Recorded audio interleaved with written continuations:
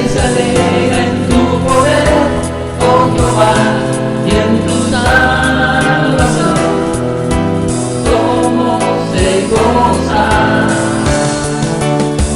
Se diste al deseo de su corazón y no le negaste la petición de sus labios.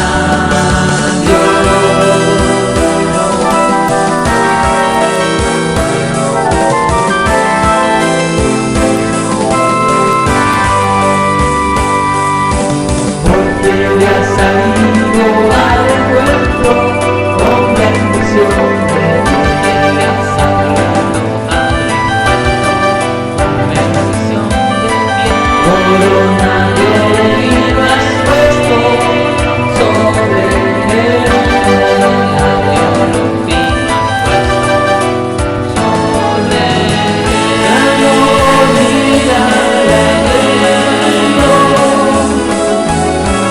y se la diste, ternura de días eternamente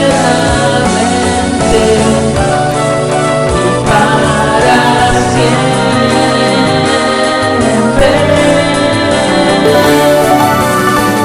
El rey se alegra en tu poder, oh Jehová, y en tu salvación, como se goza. Te diste al deseo de su corazón y no le negaste la petición de sus labios.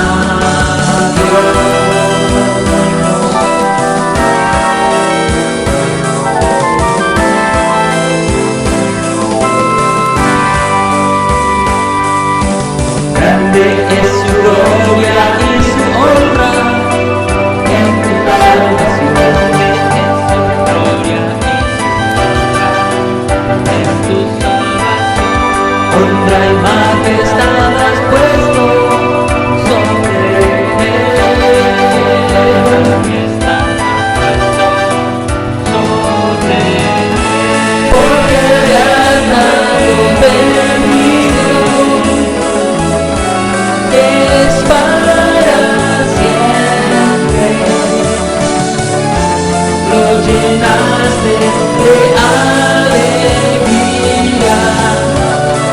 con tu presencia.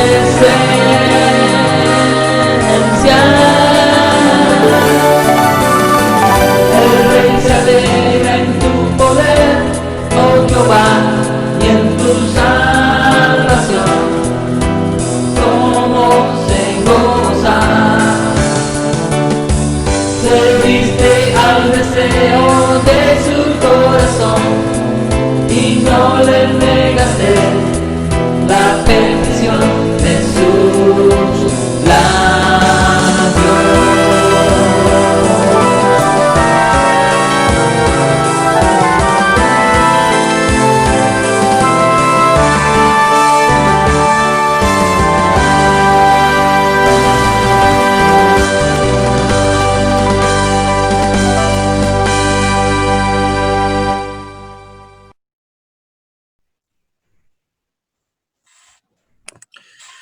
Podemos responder de una forma incorrecta cuando Dios responde nuestras oraciones.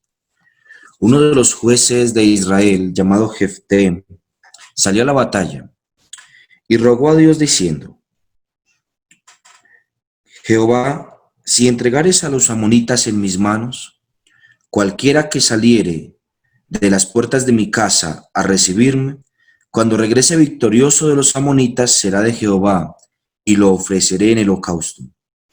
Y fue Jefté hacia los hijos de Amón para pelear contra ellos, y Jehová los entregó en su mano. Y desde Aroer hasta llegar a Minig, 20 ciudades, y hasta la vega de las viñas, los derrotó con muy grande estrago. Así fueron sometidos los amonitas por los hijos de Israel. Entonces volvió Jefté a Mizpa, a su casa, y he aquí su hija que salía a recibirle con panderos y danzas, y ella era sola, su única hija.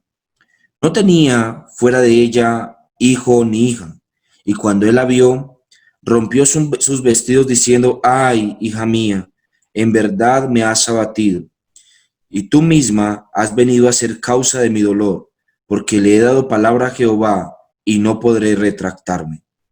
Entonces ella respondió, Padre mío, si le has dado palabra a Jehová, haz de mí conforme a lo que prometiste, ya que Jehová ha hecho venganza en tus enemigos, los hijos de Amón. Sí, nosotros podemos responder de una forma incorrecta a las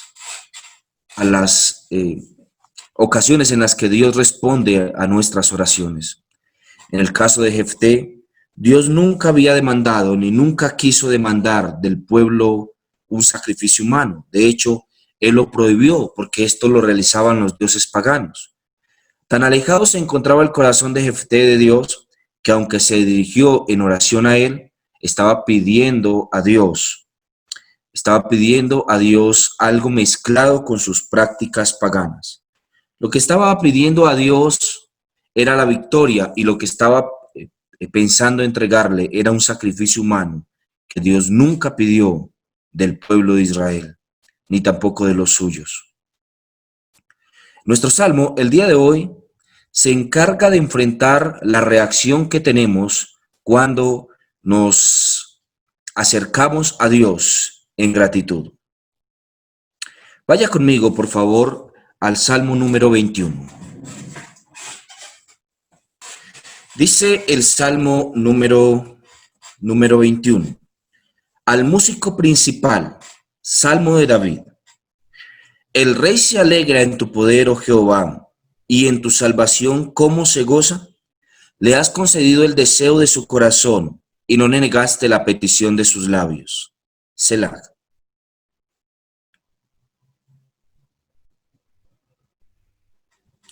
Porque le has salido al encuentro con bendiciones de bien, corona de oro fino has puesto sobre su cabeza.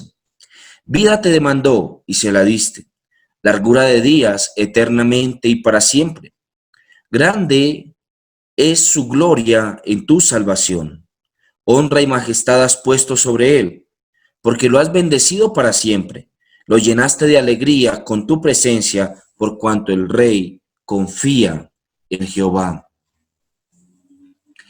Y en las misericordias del Altísimo no será conmovido. Alcanzará tu mano a todos tus enemigos, tu diestra alcanzará a los que te aborrecen. Los pondrás como horno de fuego en el tiempo de tu ira. Jehová los deshará en su ira, y fuego los consumirá. Su fruto destruirás de la tierra, y su descendencia entre los hijos de los hombres. Porque intentaron el mal contra ti, fraguaron maquinaciones, mas no prevalecerán, pues tú los pondrás en fuga. En tus cuerdas dispondrás saetas contra sus rostros. Engrandécete, oh Jehová, en tu poder. Cantaremos y alabaremos tu poderío. Este salmo es un salmo que ha causado cierta polémica en el mundo evangélico, mayormente entre los eruditos, porque representa el hecho de la gratitud a Dios después de la victoria, y todos están de acuerdo con esos. También manifiesta el hecho de que el rey ha vencido en la batalla. Esto también es algo en lo que se encuentran de acuerdo. En lo que se discrepa bastante es con respecto a quién es el sujeto, quién es el rey. ¿Quién es el rey? ¿El rey es David o el rey es Jesucristo?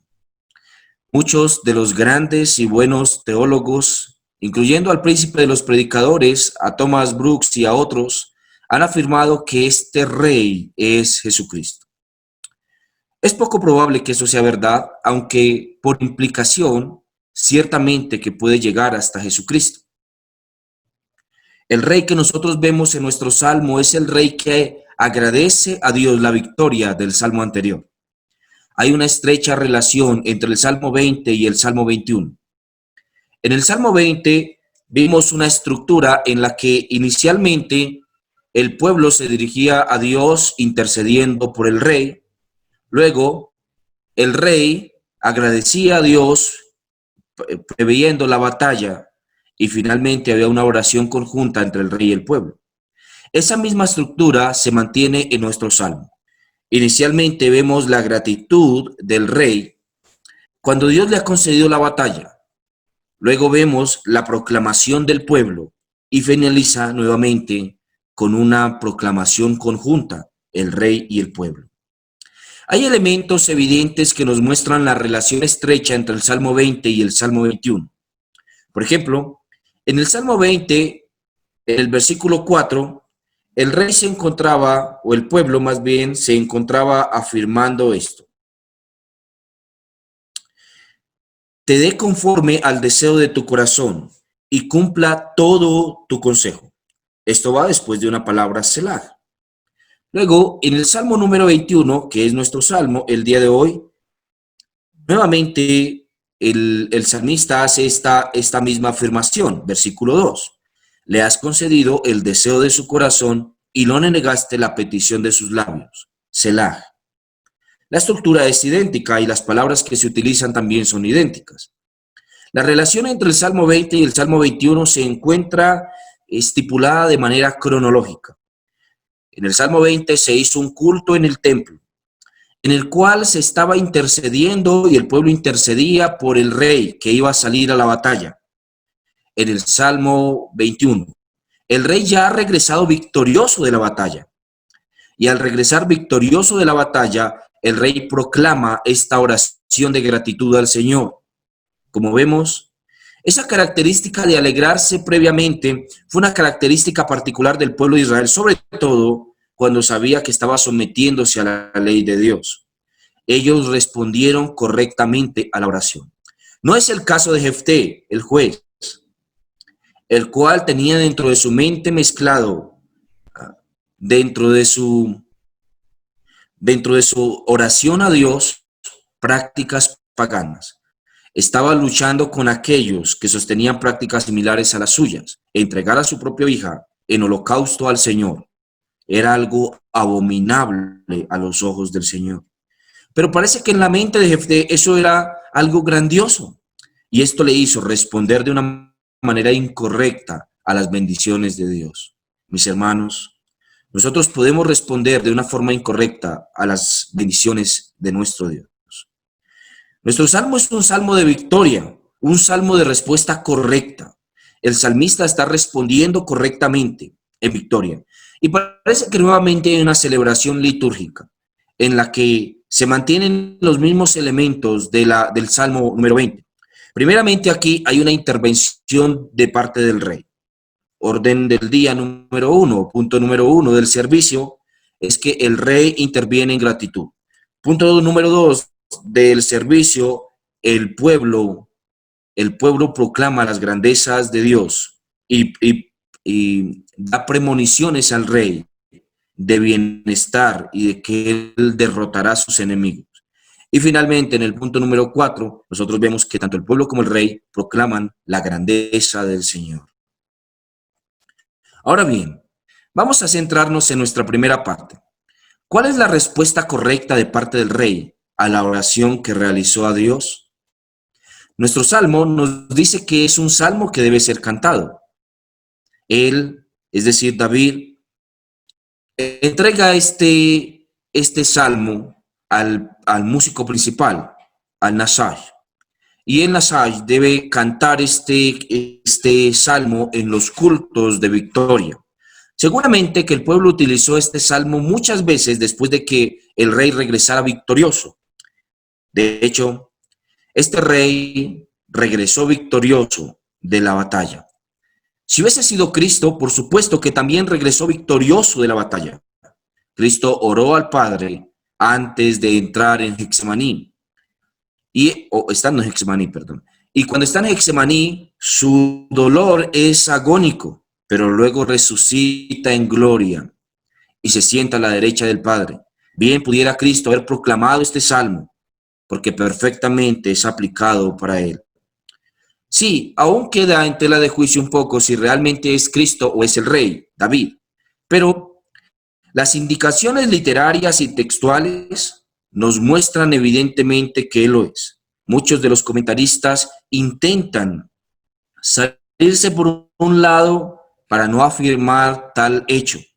De hecho, aquellos escritores del texto crítico mayormente afirman que este es un escritor previo al exilio y que es un escritor cercano a David. Pero, ¿y por qué no simplemente aceptar lo que dice el Salmo, que es David y ya? Nuevamente, su intención con respecto a no darle credibilidad total a las palabras de la Biblia se hace manifiesto en temas como este. Ahora bien, el salmista empieza a dar gracias a Dios. Y él dice que el rey se alegra en tu poder, oh Jehová, y en tu salvación, cómo se goza. Y en tu salvación, cómo se goza. Estas son palabras maravillosas para nosotros mismos.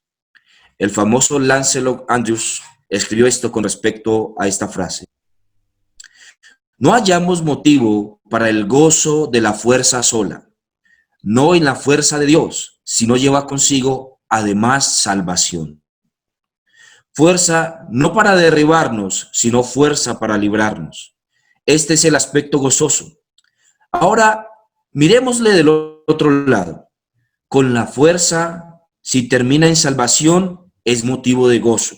Asimismo, la salvación, si va con la fuerza, hace que el gozo sea aún más gozoso, porque pasa a ser una fuerte salvación, una poderosa salvación.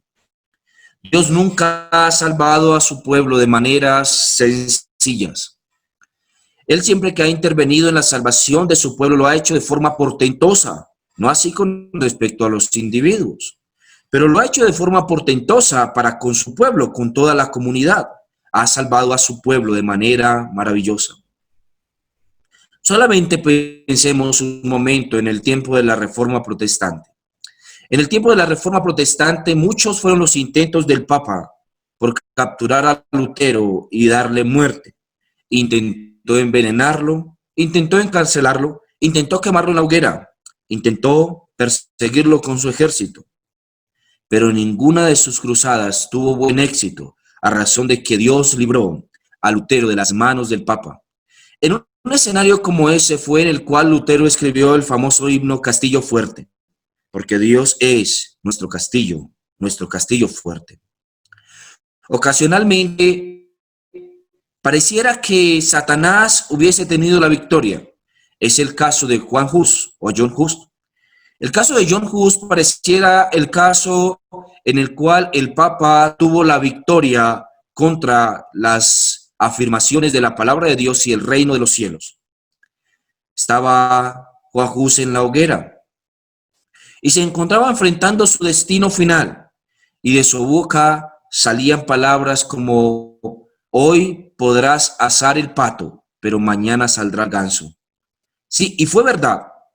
Pocos siglos después, a ser exacto 2 siglos después, aparece Lutero en el escenario de la Reforma Protestante, y aquel que había sido silenciado ahora salía hablando a través de la boca de otro, de la boca de Lutero, porque los libros de Hus estuvieron en la boca de Lutero y sus premisas con respecto a las falsedades de la Iglesia Católica se hicieron evidentes también.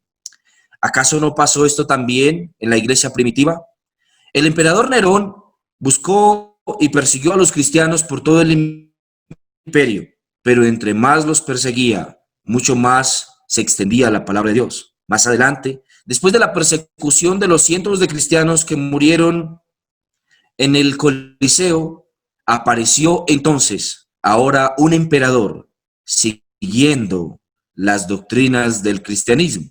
Si fue cristiano, se encuentra en tela de juicio, pero por lo menos sus doctrinas pretendía seguirlas e instaurar la religión del cristianismo en todo el imperio. Sí, Dios siempre ha salido a salvación de su pueblo, y cuando Él sale para salvar a su pueblo, nunca lo ha hecho de maneras simples, nunca lo ha hecho de formas mediocres, siempre ha sido portentosa la manera de salvarlos. El gozo del pueblo de Dios se centra en el Dios que lo ha salvado, no en la salvación misma. Puede que nuestra vida fuese tomada en algún escenario particular, que en la gran persecución nuestra cabeza fuese decapitada. ¿Qué importa? La importancia no está en la salvación del individuo. La importancia está en el portento de Dios al salvar a su pueblo, y Dios ha prometido que lo hará. Al final del tiempo, mientras Satanás pretenda estar cantando victoria en la gran persecución, Cristo regresará portentosamente y entonces vengará la muerte de todos sus santos decapitados. Mis hermanos, la salvación de Dios es grandiosa, pero no lo pensemos en términos de guerra. ¿Qué tal si vemos a Dios salvándonos de nuestra condición pecaminosa, salvándonos de aquello que nos ha perseguido? Gocémonos en ese tipo de salvación. Charles Spurgeon escribió esto: gocémonos en nuestra salvación con nuestro Señor, puesto que viene de Dios, llega a nosotros, se extiende a otros y por tanto va a alcanzar a todos los países. No debemos temer regocijarnos en exceso a este respecto. Este fundamento sólido va a sostener el magnífico edificio del gozo. Los gritos de los primitivos metodistas en el entusiasmo de su gozo eran mucho más comprensibles que nuestra propia tibieza. Nuestro gozo debería tener algo de inexplicable. Sí, claro. Nuestra salvación dada por Dios ha sido portentosa. ¿No te parece? Dios envió a su propio Hijo al mundo, a morir por todos aquellos que creen en Él. ¿Eso no te parece una salvación portentosa? ¿Alguno de nosotros se nos ocurriría entregar a nuestro propio Hijo para morir de la manera en la que murió Jesús, para salvar a aquellos que eran sus enemigos, pero que eran contados como parte de su escuadrón, parte de su ejército? Sí, mis hermanos.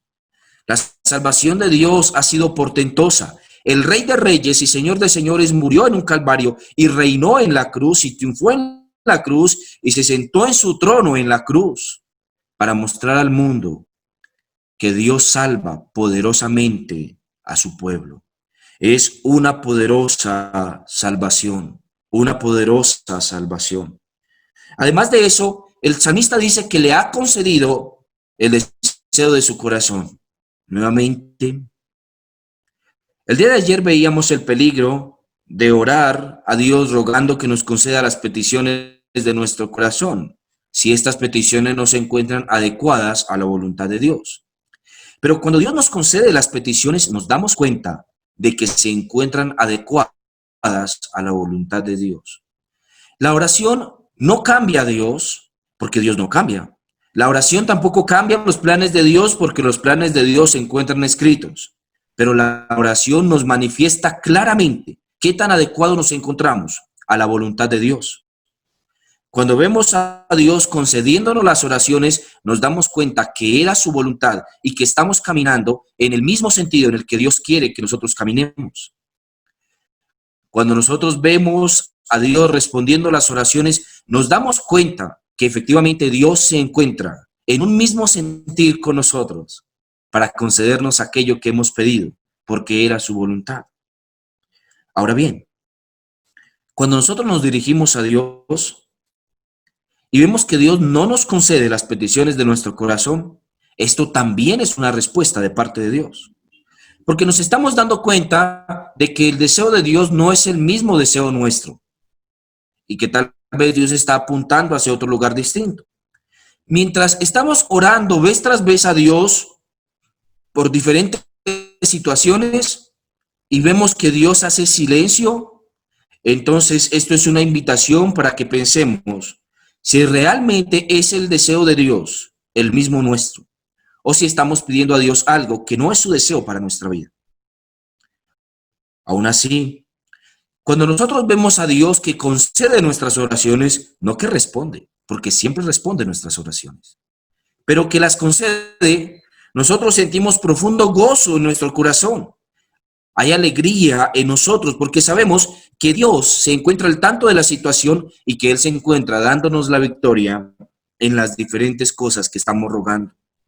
Dios no niega las peticiones de los labios sinceros que se encuentran rogando conforme a su voluntad, conforme a Él. Por eso Pablo decía a la carta a los romanos, les decía, ¿qué hemos de pedir como conviene? No lo sabemos. Pero el Espíritu Santo mismo intercede con gemidos indecibles. Sí, ocasionalmente las peticiones pueden ser buenas, pero puede que no sea la voluntad de Dios. ¿Te ha pasado? ¿Has orado para que Dios saque a uno de los hermanos o le dé la victoria en medio de una lucha? Y en vez de ver que Dios le da la victoria, al contrario, lo ves sumergido más y más en lucha. Bueno, parece que a veces oraciones como esas no fueran conforme a lo que Dios quiere de nosotros y a lo que Dios está haciendo en la vida de alguno de nosotros. A veces estas luchas en la vida de algún hermano o en nuestra propia vida son necesarias para que Dios perfeccione nuestro carácter y nos haga conforme a la imagen de su Hijo Jesucristo. Sí, pero cuando vemos que Dios responde o concede, es la palabra correcta, concede nuestras peticiones, entonces debemos alegrarnos correctamente delante de Él. No como Jefté, que su gozo se vio empañado a causa de que hizo una promesa ilegítima, una promesa ilegítima delante de Dios. De hecho, esa promesa se la hizo antes aún de ver la salvación de Dios.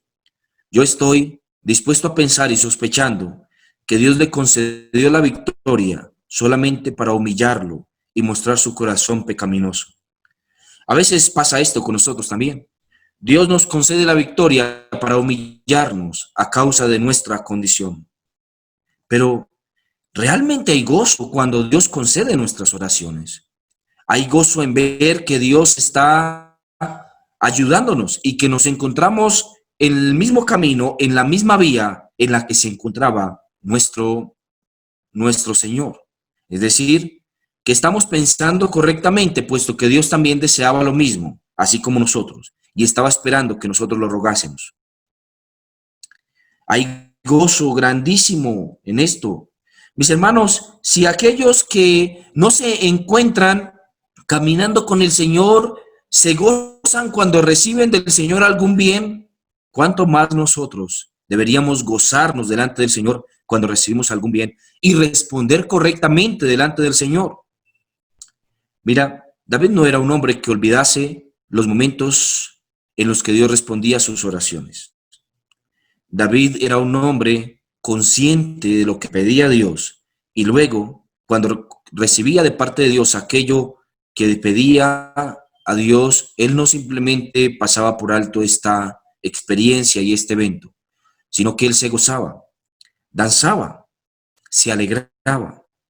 Nosotros deberíamos alegrarnos como se alegró la hija de Jefté cuando llegó su padre de la guerra victorioso. Así deberíamos alegrarnos delante del Señor cuando Él concede nuestras oraciones, cantar delante de Él, rendir nuestro corazón a Él, desnudarnos por completo delante de Él en nuestro interior y luego entonces dar gratitud por todas aquellas cosas que Dios hacía. Fue una práctica del pueblo de Israel que cuando recibiese beneficios de parte de Dios iría al templo y ofrecería algún tipo de ofrenda, trigo, algunos tórtolos, flor de harina. No, esto era una manera en la que ellos no pasaban por alto lo que Dios estaba haciendo en sus vidas y lo que les había concedido. Una mujer estéril que recibía hijos iría en gratitud al Señor. Un hombre pobre que recibía algún tipo de bien iría en gratitud al Señor. Un enfermo que era sanado iría en gratitud al Señor. Un hombre que recibía una buena esposa iría en gratitud al Señor. Cada uno de estos eventos particulares son eventos en los cuales vemos al pueblo de Dios agradeciendo a Dios. Nosotros no podemos pasar por alto estos momentos. Y dentro de nuestro corazón debe darse y germinarse un profundo gozo de saber que Dios concede nuestras peticiones y que no niega las cosas de nuestros labios, las palabras de nuestros labios. Mi amigo, ¿qué tal si meditamos un momento en eso? El texto dice Selah, no tenemos instrumentos, Pero podemos simplemente hacer silencio y meditar un momento en las ocasiones en las que Dios ha concedido las peticiones de nuestros labios. Meditemos en eso un momento.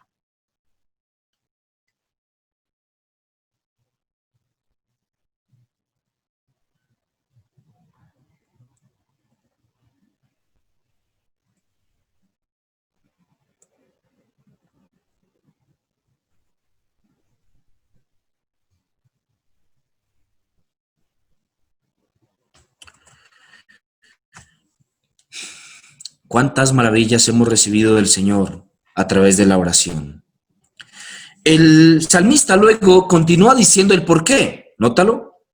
Nuestro texto es un texto sencillo. La estructura es entre el verso 1 y el verso 7. Así que entre el verso 3 y el verso 7 nos damos cuenta del por qué. ¿Por qué se alegra y qué fue lo que pidió el rey? Él se alegra porque le ha salido al encuentro con bendiciones de bien. Un comentarista afamado dijo con respecto a estas bendiciones del Señor, el famoso William Plumer. William Plumer dijo con respecto a estas bendiciones del Señor: una gran porción de nuestra bendición nos es dada antes de que la pidamos o la busquemos. La existencia, la razón, el intelecto, el nacimiento en un país cristiano, la llamada de nuestra nación al conocimiento de Cristo y Cristo mismo, con muchas otras cosas, nos son concedidas siempre sin que las busquemos. Como el derecho de David al trono le fue concedido. Nadie pidió nunca un Salvador hasta que Dios, por su propia cuenta, prometió la simiente de la mujer. Sí, nosotros hemos recibido una gran cantidad de bendiciones. Dios nos sale al encuentro. Es como aquel que se encuentra perdido y no encuentra el camino lo encuentra él. Dios salió a nuestro encuentro. No nos buscamos nosotros a él nos buscó a nosotros.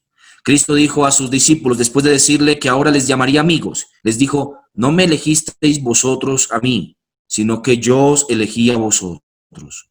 Qué maravilloso, ¿no?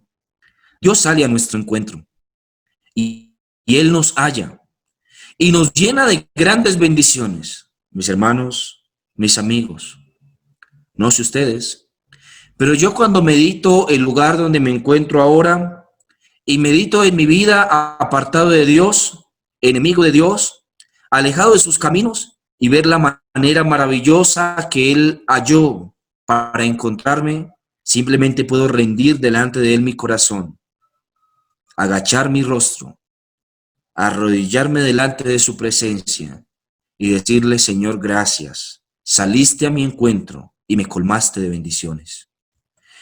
Y hemos sido bendecidos profundamente por el Señor en diferentes áreas de nuestra vida. Por ejemplo, David lo fue. Nuestro texto nos dice que corona de oro fino has puesto en su cabeza.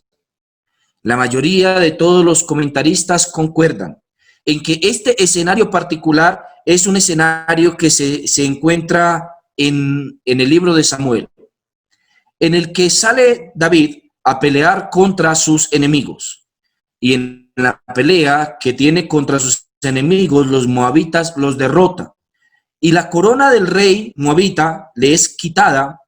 La corona del rey moabita le es quitada al rey. Era una corona de oro excelso y le es puesta en la cabeza de David. La monarquía hebrea nunca fue absoluta en un cierto sentido. Siempre dependió de una corona mayor que esa.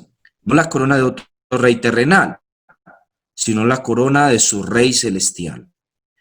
Y aunque David se encontraba recibiendo la corona del rey de Moab, aún así, la corona verdadera de David fue su Dios. En muchos salmos se lo dice, que Dios es su corona o que Dios es su rey. El rey terrenal tiene un rey celestial. El cristiano terrenal tiene a un Salvador celestial. Nosotros vemos y tenemos a un Salvador. Nuestro presidente se encuentra en los cielos. Se encuentra sentado en un verdadero palacio. Se encuentra sentado en un verdadero trono.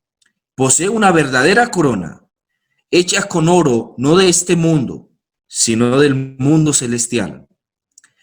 Un trono hecho de marfil, no de este mundo, sino del mundo celestial. Nosotros tenemos a un verdadero presidente, un presidente perfecto, el cual no nos somete a ningún tipo de vejación, ni nos deja en incertidumbre, ni tampoco nos obliga a ir en contravía de sus preceptos, sino al contrario, un presidente que gobierna justamente y con rectitud.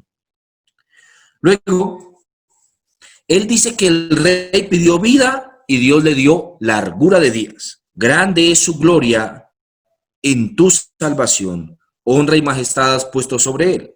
¿Por qué? Porque lo has bendecido para siempre. Esta afirmación de bendecirlo para siempre nos genera una gran incógnita. ¿Entendía realmente David de qué se trataba la vida eterna? ¿Entendía que la vida en este mundo no era el todo, sino que tendríamos y viviríamos una eternidad con él? Yo creo que con respecto a eso David sabía más de lo que nosotros imaginamos. Pero en esta frase que él tiene acá, la frase de porque le has bendecido para siempre y la frase de largura de días eternamente y para siempre, hace referencia a la eternidad en la que viviría el rey. Aunque nosotros sabemos que en el mundo hebreo se creía que el rey sería eterno en su descendencia, este tipo de eternidad a la que se está refiriendo nuestro salmo es más que eso. Este tipo de eternidad es vida eterna. ¿Acaso no hemos recibido nosotros también ese tipo de bendición? Vida eterna en el sacrificio perfecto de Jesús, nuestra justificación. Solamente en 2 días tendremos que tratar con el Salmo del Buen Pastor. Y cuando Cristo habla en Lucas capítulo 10 con respecto al Buen Pastor, Él dice, estas son mis ovejas y yo les doy vida eterna y no perecerán jamás. Sí, mis hermanos. La vida eterna es la bendición máxima de Dios. La bendición profunda de Dios es la vida eterna, pero la vida eterna en Jesús. Esa bendición ha sido recibida por todos aquellos que creemos y descansamos en nuestro Rey, nuestro Señor Jesucristo. Este es el mismo tipo de eternidad que recibió David. ¿No le parece maravilloso que usted y yo recibamos la misma bendición que recibió también David? ¿No le parece maravillosa esta afirmación? Usted y yo, en el Señor Jesús, encontramos esto. Samuel Rutherford escribió con respecto al gozo de este tipo de salvación eterna. Feliz el que deja un hueso o un brazo para ponerlo en la corona sobre la cabeza de nuestro Rey, cuyo carro está cubierto de amor. Si hubiera 10 millones de cielos creados sobre los cielos más altos y otros tantos encima de ellos y otros tantos sobre estos, hasta que los ángeles se cansasen de contarlos, el lugar sería demasiado humilde para establecer el trono principesco de nuestro Señor Jesús en él. Oh, mis hermanos, qué maravilloso. Cualquier lugar en el universo, en el todo, que pueda albergar la presencia de Jesús, es un lugar bienaventurado. Si nuestra vida y nuestra alma, nuestro interior, alberga la presencia de Jesús dentro de él, es digno este lugar. Pero aún con cualquier tipo de dignidad que pudiese tener, continúa siendo algo humilde para recibir la presencia del Señor. Vemos a nuestro Dios, vemos a nuestro Rey. Tenemos un Redentor glorioso, el cual nos da vida eterna. Y esta vida eterna ha sido dada a todos los que en él confían, por cuanto el Rey confía en Jehová y en la misericordia del Altísimo no será conmovido. Ahora permítame que vayamos a la segunda parte de nuestro salmo y comienzo a concluir.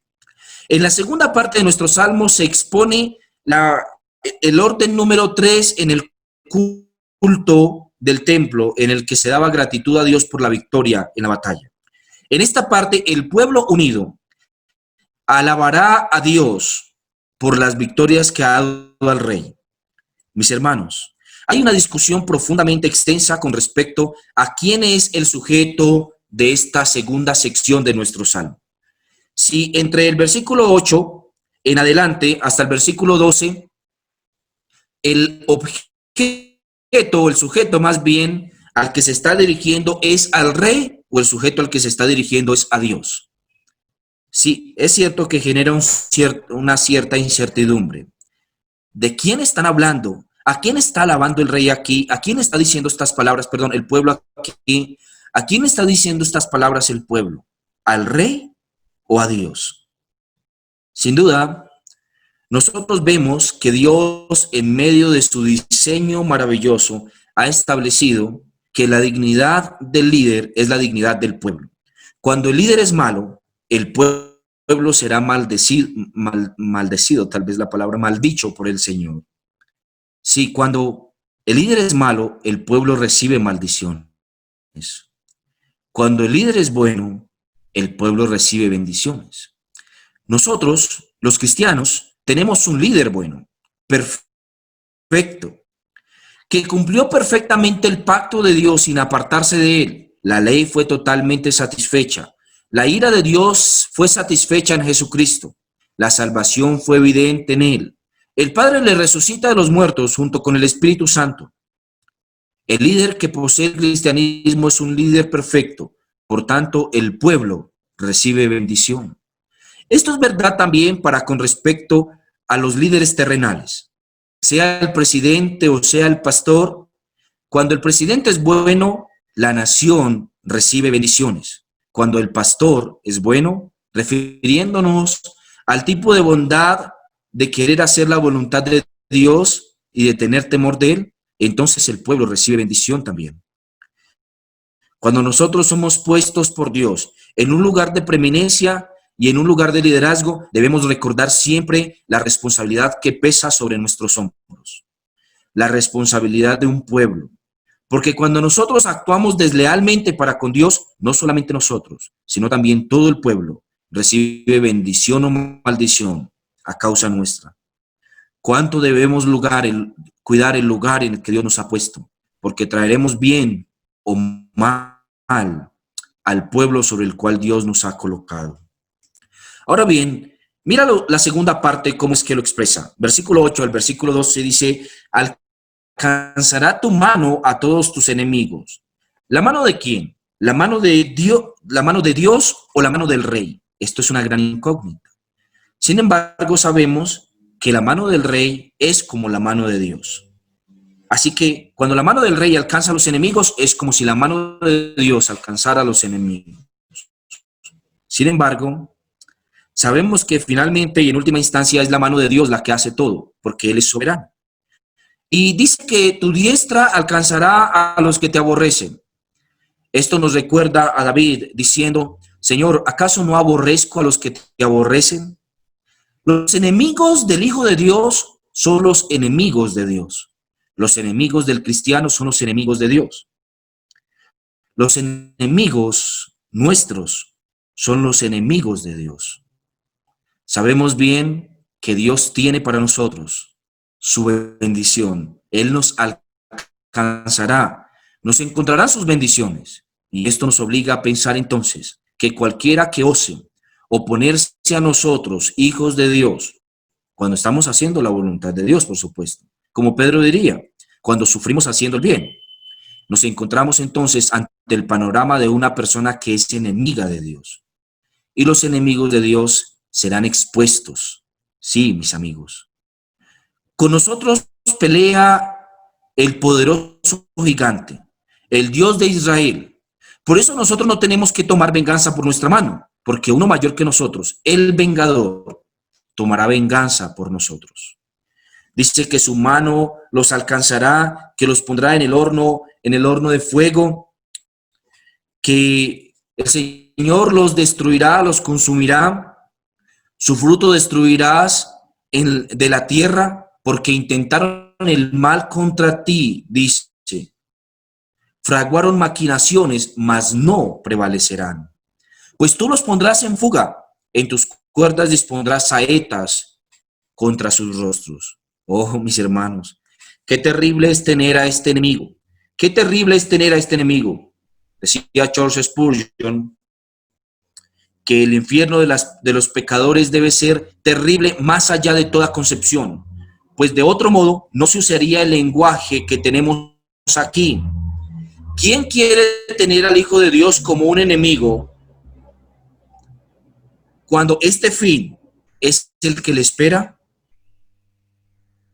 La expresión "el día de tu ira" nos recuerda que ahora es el día de la gracia, de modo que hay un tiempo dispuesto para su ira. El juez se sienta en el tribunal y está dispuesto para su ira. El juez se sienta en el tribunal en el momento designado. Hay un día de venganza para nuestro Dios. Que los que desprecian el día de la gracia recuerden este día de la venganza. Oh, mis hermanos, qué cita maravillosa es esta. Hoy en día es el día de la gracia, el día para convertir nuestro corazón a Él. Pero vendrá el día de la venganza, el día de la ira, y en el día de la ira no habrá gracia. Así que hoy es el día para que el corazón de los hombres se vuelva hacia Dios. Ahora, concluyamos como concluyó el salmista. Esta es la cuarta parte de la liturgia en el templo, en la que se agradecía a Dios por la victoria. A una sola voz, el rey y el pueblo proclamarían este verso: engrandécete, oh Jehová, en tu poder, cantaremos y alabaremos tu poderío. Sí, qué maravillosa forma de concluir, ¿no les parece? Engrandécete, Señor, engrandécete, Dios nuestro. En su corazón, en el corazón de Dios, la bondad es manifiesta todo el tiempo. En el corazón de Dios, la bondad se hace visible, se hace evidente en el corazón de Dios. En su corazón y en la voluntad de Dios está que cada uno de nosotros reciba lo que pedimos, si pedimos conforme a su voluntad. Y mis hermanos, como diría un comentarista, hablando con respecto a lo que se recibe de parte del Señor, cuando nosotros recibimos las cosas de parte del Señor, debemos dar gracia al Señor, gracias a Él por lo que Él nos da. Si pedimos un beneficio y lo recibimos, antes de que se ponga el sol, hemos de alabar a Dios por esta misericordia. O bien, merecemos que la próxima vez se nos niegue rotunda y totalmente. Hoy es el día en el que debemos alabar a Dios por lo que recibimos. No sea que seamos merecedores de que la próxima vez se nos niegue totalmente lo que pedimos. Este es nuestro Dios. Este es en el que hemos creído. Un Dios bondadoso que concede nuestras oraciones. ¿Cómo respondemos a ellas? Padre, yo quiero darte gracias por este salmo. Este salmo, Señor, es una joya preciosa que nos indica, Señor, que en el tiempo de la victoria debemos dar gracias a ti. Y te damos gracias desde ya. Así como el rey se gozó desde antes de haber ido a la batalla y luego se gozó cuando recibió lo que le diste, los deseos de su corazón, así nosotros nos gozamos desde ahora, antes de recibir lo que pedimos, y nos gozaremos cuando lo recibamos también.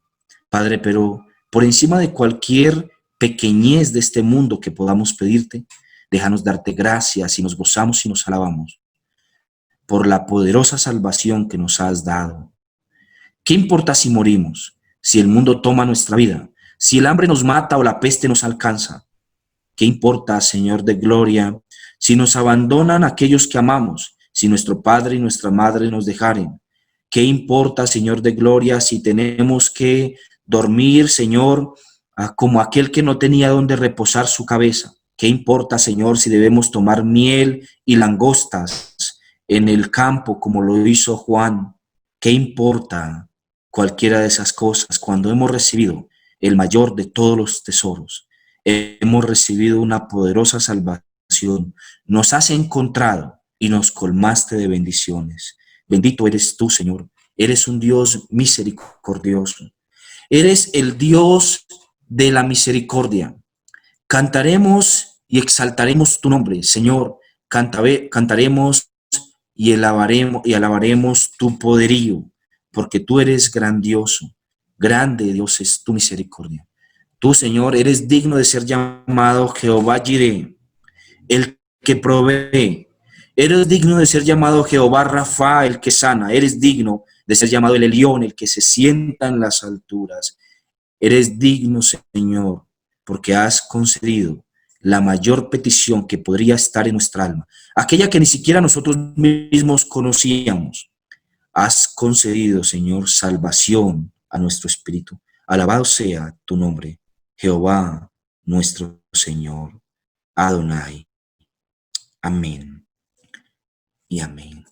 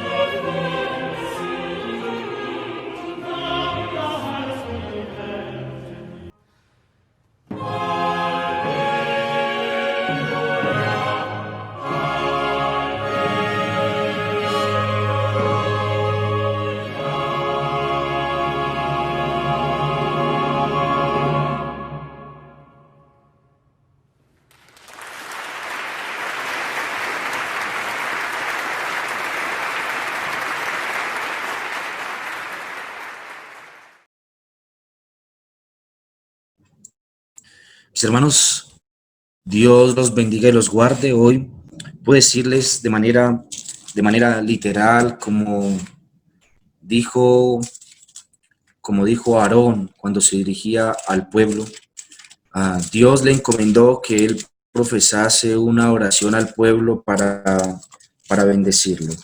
Y este salmo nos recuerda esta bendición. Así bendecirás a los hijos de Israel diciéndoles: Jehová te bendiga y te guarde. Jehová haga resplandecer su rostro sobre ti y tenga de ti misericordia. Jehová alce sobre ti su rostro y ponga en ti paz. Y pondrán mi nombre sobre los hijos de Israel y yo los bendeciré. Amén. Que el Señor eterno, nuestro Dios, Yahweh, Jehová de los ejércitos, sea este día, mis hermanos, concediéndole las peticiones y que cada uno pueda responder adecuadamente a esas bendiciones y peticiones que el Señor les conceda. Un abrazo, mis hermanos. Dios los bendiga. Chao, chao.